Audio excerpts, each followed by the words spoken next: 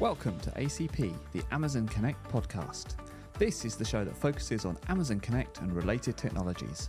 I'm your host, Tom Morgan, and I'm joined as usual by my co-host, AWS Solution Architect and Contact Center Consultant, Alex Baker. Find out more about Cloud Interact by visiting us at cloudinteract.io.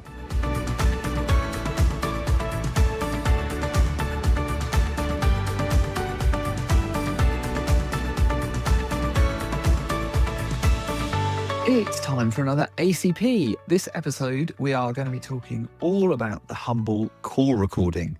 Alex is with me. Hello, Alex. How are you? Hi, Tom. Yeah, I'm good, thank you. How about you? Yeah, very good, thank you. Yes, busy. Things are busy. I always think it's quite good to be busy because we get lots and lots of different experiences, and then we can bring some of those experiences back to talk about on episodes like this. And I think today is going to be one of those. We're going to do a bit of a deep dive on call recording in Amazon Connect. We're going to look at a little bit of history, some of the shift to AI and how that's influenced call recordings. We're going to look at some of the partner ecosystem. And there is a new bit of news which I think is relevant to call recordings that will be interesting to everyone as well. Okay, so let's kind of level set. When we talk about call recording, it is what you think it is. It's that annoying, your call may be recorded for monitoring and training purposes that you hear everywhere you go.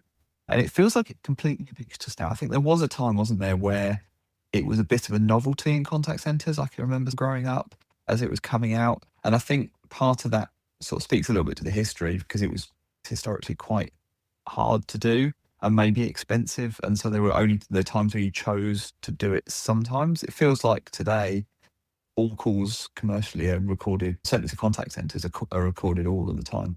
Yeah, so much easier to do now, isn't it? And I think probably it started out, didn't it, as you do it if you have to do it because it's expensive and, yeah, like you say, difficult. And I do remember, I guess I've been working in contact centers long enough to certainly have been migrating people off actual sort of tape call recording systems, which seems like a bit of a novelty now, doesn't it? Having to go to a tape recorder in a comms room somewhere and actively change a tape just because your tape ran out of storage. It seems a bit archaic now.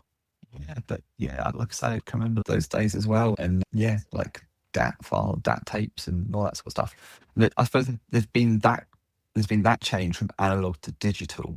And that was a big change. And I guess that was a bit of an unlock around the sort of 2000s where calls were digital and became like digital recordings. And I guess that's where as well as the technology became available, then the compliance caught up with that a little bit. And we had different compliance drivers around whether it's healthcare, whether it's the privacy, whether it's consent, whether it's the PCI stuff around not recording some particular piece of information.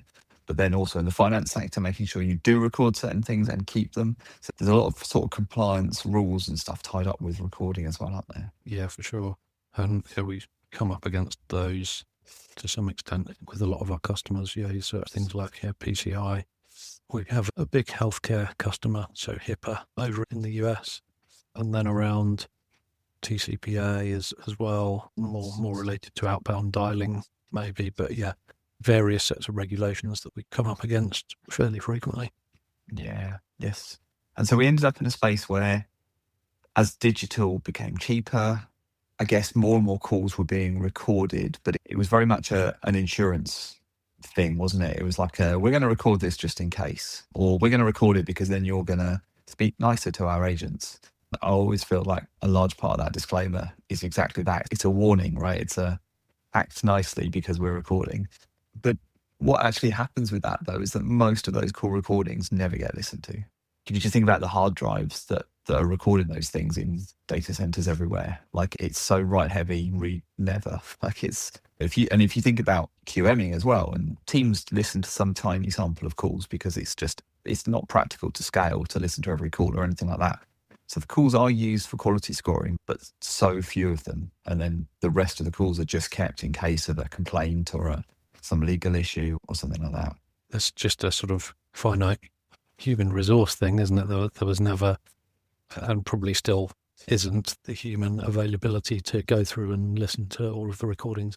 I liken it to my son mentioned a stat to me, which I can't remember exactly, the other day about YouTube and the amount of material that's uploaded to YouTube every second. And it was something ridiculous, like 300,000 hours or something like that. And you just think there's enough media going on there and being stored that surely nobody could ever hope to review Yeah, well, all of it. Probably that's the same mad. with an insurance company's call recordings. Yeah, that's such a. You can't even imagine. Like YouTube could run like I don't know, 1,000 channels concurrently, all showing unique information for the rest of time. It's unbelievable. Yeah. And then bringing it up to date, Amazon Connect and other cloud providers took the recording and kind of embedded it rather than being a separate appliance, a separate application. It became part of the solution, and the audio was written to cloud objects alongside the contact center. I guess that helped in a few ways. It was cheaper. It was probably easier. It was definitely easier to manage, but also it tied it a little bit closer to the calls as well, right? So it was slightly easier to access. Because I remember you get these problems where you have separate systems. You're literally trying to find the call based on numbers and date and time stamps and trying to match it up. And in a busy contact center, that's really hard to do. Something like Amazon Connect, where it's doing the recording as well, it's very closely tied to the call. And I guess that makes a big difference as well, because suddenly, now that you have that information and you have the information about the call to hand, suddenly you can start doing things with the call recording. And that's when things become a bit more interesting rather than just being held as just in case. Yeah, agreed. It's nice to see the evolution of things all becoming more native in the single platform compared to having your separate call recording system with its own separate storage, and then you'd have another system maybe for doing your QM of your 2% of calls that we mentioned, possibly something else for screen recording if that was needed, but all in disparate individual systems. It's nice to bring everything into a single system and make it much more user-friendly. Yeah. And so I feel like we've probably more or less described everybody who's listening, who's doing call recording. Hopefully you're on digital recordings by now. Maybe you're on doing it alongside your contact center provider, whether it's Amazon Connect or someone else. So you've got that very deep tying into the calls. But I think here's maybe where we split the audience, because I think the last few years, recordings have become suddenly really important, and it's not for the old reasons around liability and insurance. It's actually about the data that they hold. So they've got a strategic importance now as a source of really valuable data. And I think there's a few reasons for that. The thing that's really changed is that doing transcription, doing AI on those transcriptions is now much more possible than it was. And it's much more affordable than it was, meaning that actually you could, if you wanted to, analyze 100% of calls. And if you look at something like Contact Lens in Amazon Connect, that's what it does. It pulls out the transcript, the sentiment, any topics, the summaries, compliance flags, evaluations, all of that stuff based on the recording and the transcript of the call in a way that just wasn't possible 5 years ago. It's really exciting.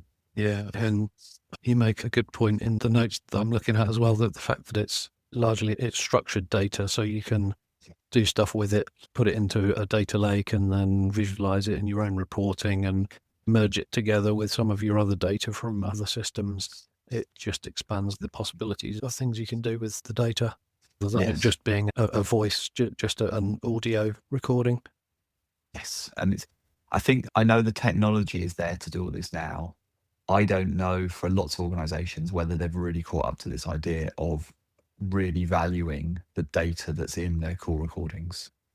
And I think that's a strategic reframe that needs to happen for organizations to say, actually, the value of our call recordings is not in us being able to prove that you said this or you didn't say that or we didn't agree to that or whatever. It's actually, we've got really valuable data here about the interactions between us and our customers that no one else has. No competitor has that information.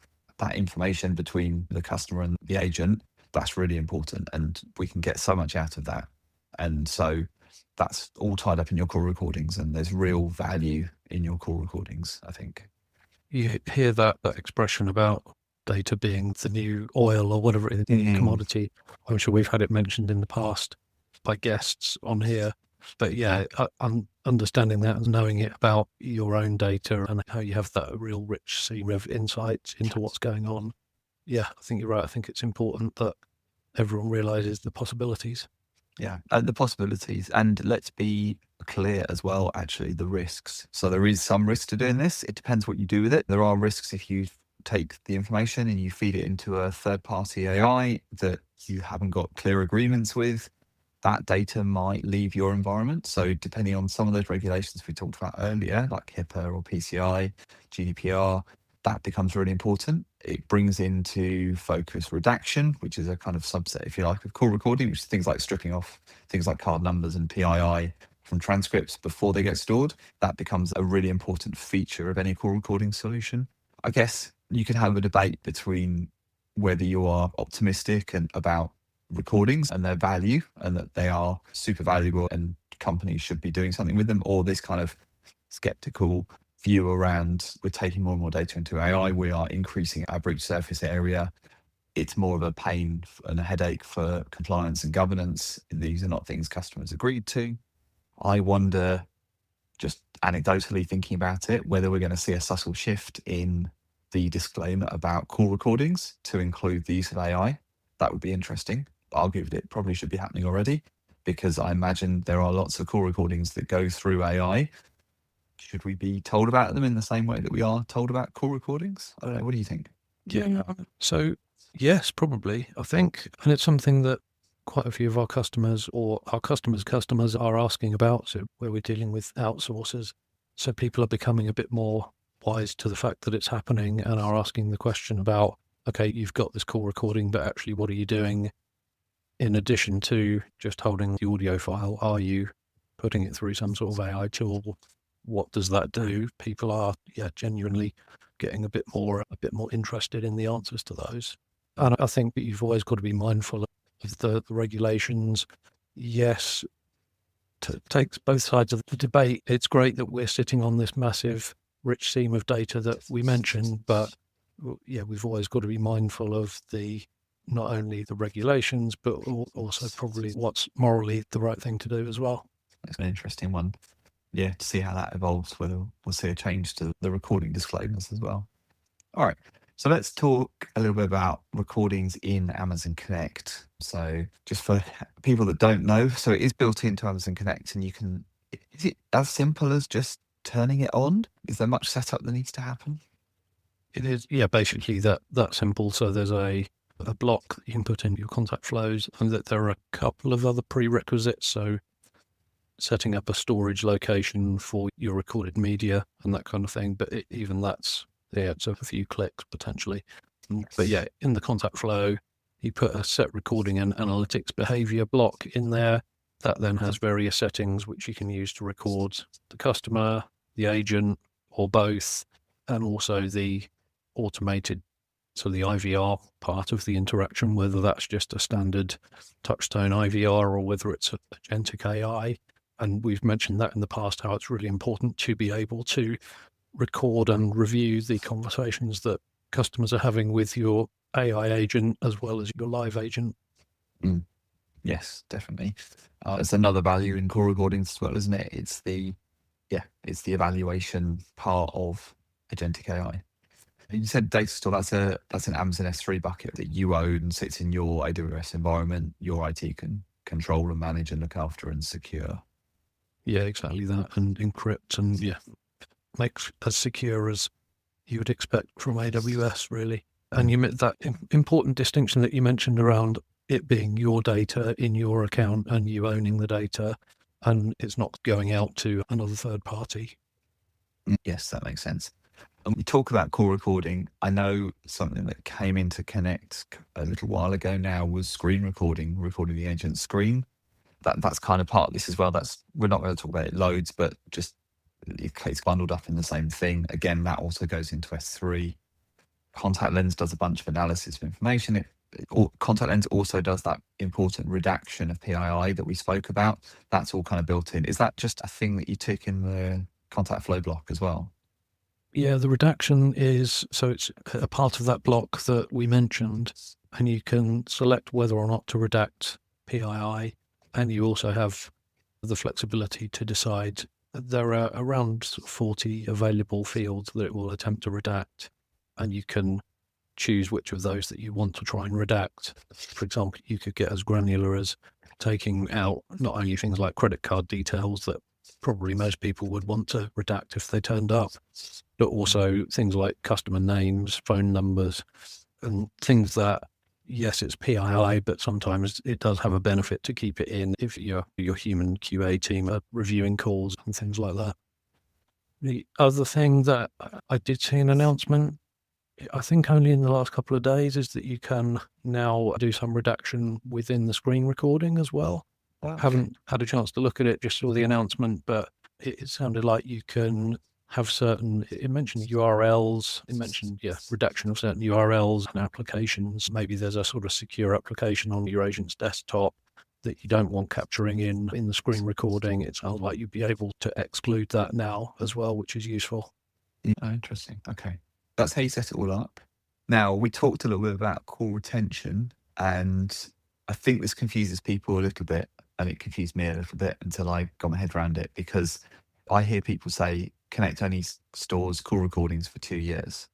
And that is, I think, technically true, but also not true, right? When you set the call recordings up into an S3 bucket, does Connect actively go through and delete calls older than 2 years, or do they stay there and the 2-year rule is something else? Yeah, it's a good question and an important point, isn't it? The recording audio file, which hits your S3 bucket that you specify as the storage location we mentioned earlier, that audio file does not get deleted by Amazon Connect, and that's quite an important distinction. So the file will remain there in your S3 bucket. You can choose to put retention policies or lifecycle policies on the S3 bucket so that those files could be put into archive, cheaper storage, or they could be completely deleted as well. But yeah, importantly, Amazon Connect doesn't actually delete those. The distinction is that the call recordings become unsearchable in Connect after 2 years because the underlying contact record data is expired. But yeah, that is an important distinction to make. Okay. So if you're in an industry that needs to keep call recordings for longer than 2 years, technically you'd be fine. But practically, like, what are you going to do to actually access, or how are you going to access those calls? Because after 2 years, they're just GUIDs, right? The file names are just GUIDs, and you've lost what that GUID means. Yeah. And it's important to give a bit of thought to that, certainly, because you're right, it does then become quite a bit more difficult to try and find the particular file that you're after. There are various different ways of dealing with it. There are some partners that offer a sort of full productized solution for it. And you can also do things like, so for some of our customers, actually more for legacy recordings, we've set up indexing of contacts in S3, and then via Athena, visualization of those in QuickSight. So you can set up your own search functionality, and then you can either manually have your IT teams access the files, or you can put a playback widget into the QuickSight page. The other thing I was just going to mention, we do this for all of our customers. I'm sure other partners do, but putting in place a data lake for all of your Connect data. There's the out-of-the-box Connect data lake, but we also put in our own version of it to just capture everything in a format, all of your Connect data in a format that you can then come back to, and you can visualize it with something like QuickSight. You can look at all of we mentioned that structured data around the analytics. All of that will be present in the data lake, and it will be present going forward. There won't be an expiry on it. So you have it there for the future, for those potential future AI tools that you mentioned. So yeah, a few different ways of dealing with that. And yeah, certainly partners can help around that.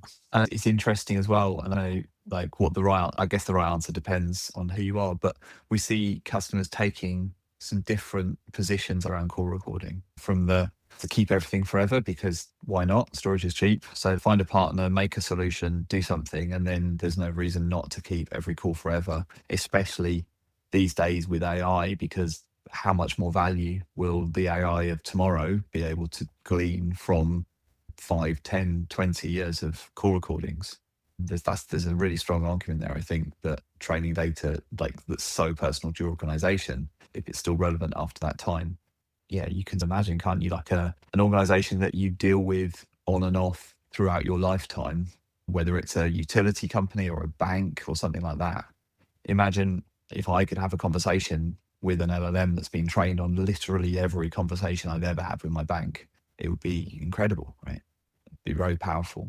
Yeah, I'm sure that will be a feature that sort of comes into things like customer profiles soon, won't it? And we've talked about it with customers. So where you have at the moment things like summarization of a call in Connect, or you have the summarization of a case covering multiple contacts, it can only extend surely to the full sort of life cycle of the customer, like you say. So a full summary of all of that customer's interactions rather than just a few of them that go across a particular case. What I think is quite interesting as well is that we see some companies taking exactly the opposite approach to call recordings. And for some of the reasons that people originally started doing call recordings, people will say, actually, every recording we hold is a liability. It's an attack surface for hackers. It's a GDPR nightmare. The less data we hold, the less our GDPR overhead is. So actually, what can we minimize? What can we throw away? What can we delete? Let's try and record as little as possible, or keep it for as short a time as possible. We do see that as well, which is an interesting alternative position. Yeah, I think I'm at the moment in the camp of storage is cheap, keep the data, make sure it's incredibly secure and everything. But I just see it's as if there's so much value in that data, isn't there? And even if with the AI tools available now, you're not getting the most of it. I think you're right. I think that sort of analysis of the whole customer life cycle is something that's really interesting, and it would be a shame to have thrown away the data that could enable that. Yeah, definitely. It's a decision that you can't walk back from and you might regret in the future. Yeah. But also, yes, legal positions are hard or entrenched. So yeah, you can't fault people for making the decision. It's made with good intentions, I'm sure. But it's interesting. That's if you've got Connect and you've had Connect for a while, you've got call recordings, you've got contact lens. Migrations and stuff get a little bit tricky, right? Because you don't really want to migrate and then start on day one. Ideally, there are values to being able to bring in your old recordings. And there's a few different reasons for doing that. One is operational. So, your staff don't have to work across two different systems for the 3 to 6 to 9 to 12 months that you've got recordings in a few different places. But also actually, if you've got those call recordings in, you can actually make use of them in helping you set up something like Amazon Connect, in understanding what types of calls you have or what your evaluations process should look like and all the rest of it. So there are a couple of different ways to get information into Connect, aren't there? So I know there's a kind of SIP-based way to do it that's been around for maybe a year, maybe slightly less. I can't really remember. You can stream, if you like, the audio into Connect. Is that right? So your old phone system does the call, but actually Connect is listening and makes a contact lens record. Yeah, so there was the contact lens connector, which was, I think probably released maybe a year and a half ago, something like that. There was the contact lens connector, and then there's a sort of connector into legacy phone systems for the purpose of transfers. And I remember at the time, at least one of them seeming almost incredibly expensive, and thinking how actually you've got to be a fairly big company, big enterprise to justify using that. The price and accessibility of those has come down quite a bit over the last 18 months, which is good. But you're right, you can effectively send a copy of the call audio from your legacy phone system into contact lens using that contact lens connector.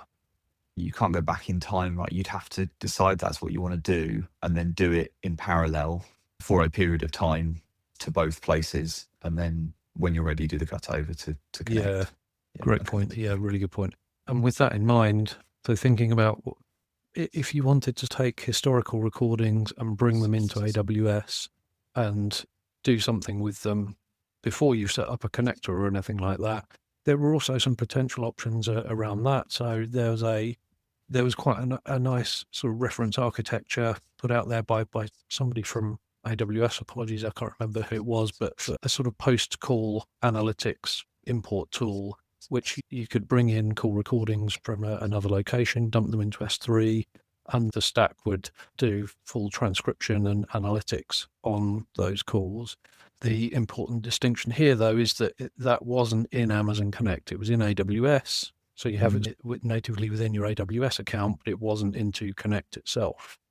You could do a kind of build your own approach to that as well. So you could use the services like Transcribe that are available in AWS. You could import your raw audio data, run them through transcribe, get the transcripts, index that with the metadata that you might have, and approach it as a develop your own solution. Now it leads us on to the news from this week, though, which is good. It is fairly hot off the press. The fact that AWS have now released the ability to import old legacy recordings into Amazon Connect completely.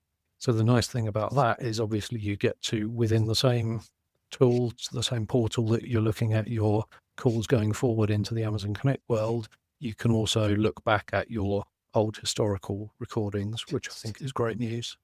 Nice. Yeah, that's going to be really good. And yeah, like you say, the details are a little bit fluid on this because there isn't an official announcement, but the API documentation is all there, so we can see how that works. But that's going to unlock quite a lot of things actually, because you'll be able to do a whole bunch of insights before you switch to anything. You'll get that historical continuity, and as you're saying, compared to doing something yourself, you're going to get one unified view. You're going to get everything in Connect in the contact search. So that's really nice as well.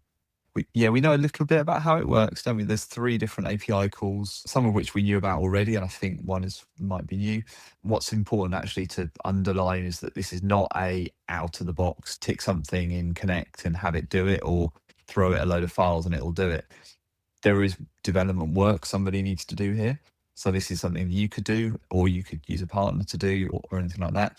But there's some API calls that you can use to make this happen. One to create a contact, one to attach a recording file for that contact, and then the one that I think might be new is start contact conversational analytics job, which kind of kicks off that analytics job against that contact, which is interesting. And there's a whole bunch of technical constraints around what the audio file needs to look like. That's all in the documentation as well. I suppose one question that came to mind around the sort of the creation of the contact via API. So we mentioned the fact that Connect only looks back over 2 years. So I suppose my question that immediately comes to mind, what if I'm importing contacts that span back for more than 2 years? If I'm importing my last 4 years worth of call recordings, how do we deal with that in Connect? Because surely it will only be able to look back over the 2 years. Yeah. I wonder if maybe that constraint will be lifted eventually and you'll be able to see further back in Connect by default. Yeah, I don't know how much control you have when you create that contact about defining when the contact happened, whether it gets timestamped at the point at which you create it, which will be slightly annoying, or whether you can specify different times. Yeah. So there's definitely some stuff to unpack from the API documentation there, if you're considering doing the dev work that's required for this. And yeah, like you said, some of the technical constraints, things like stuff that you will have heard around call recordings and contact center solutions in the past, things like audio format has to be in a certain format. There's a max length to each recording, which again, you might expect. And then, as always, take a look at the pricing, because it's effectively consumption based again, but just make sure that you're happy with that, and what the cost is going to be for if you're importing millions of records, for example. Yeah, definitely. If you're interested in this and you want to know more information, just as soon as we've got our heads around it, we'll do a technical blog post. This is me committing to future work, which is always risky, but we'll do a technical blog post answering some of these questions and walking through those 3 API calls in detail and any of the constraints that we found around some of these things around the timestamps and the recording types and things like that. So look out for that, because I think that'd be good to get out. Or the other thing that does look really important to consider as well is it says you require a service quota increase for that 3rd API call, the start contact conversational analytics job. And it also mentions pacing ingestion as well. So yeah, just make sure you've considered that before you get started and manage your pacing so that you're not rushing to get everything done. Got it. But I think this is exciting. It gives people another way to get data into Contact Lens. I don't think it replaces the SITREP connector. I think that it can live alongside it. It's whether or not you want to put live audio in real time, or whether you want to go back in time and put in if you've got a whole bunch of stored or historical data you want to put in. So yeah, I think that's pretty good, pretty exciting. We were worried we weren't going to be able to talk about call recording for half an hour. We've easily done that. Turns out we've got loads to talk about. Yeah, it's interesting. It's interesting to think when you think in detail how recordings have really changed. They've gone from liability to asset, and for some organisations back to liability again, but with completely different reasons for why people are keeping it and what people are doing with it. So I think that's interesting. It was good to get some confirmation from you around the retention stuff, because I think that's not very well understood as well. So thank you for that. And yeah, this new feature would be really interesting, I think. And I think so. Should be really good. We could talk about call recordings all day, it would seem, but it is time to bring this episode to an end. Thank you very much for your input and your expertise, Alex, and thank you everyone for listening. Be sure to subscribe in your favourite podcast player, that way you won't miss the next episode. Whilst you're there, we would love it if you would rate and review us. If you have colleagues that you think would benefit from this content, please let them know. To find out more about how Cloud Interact can help you on your contact centre journey, visit cloudinteract.io. We're wrapping this call up now, and we'll connect with you next time.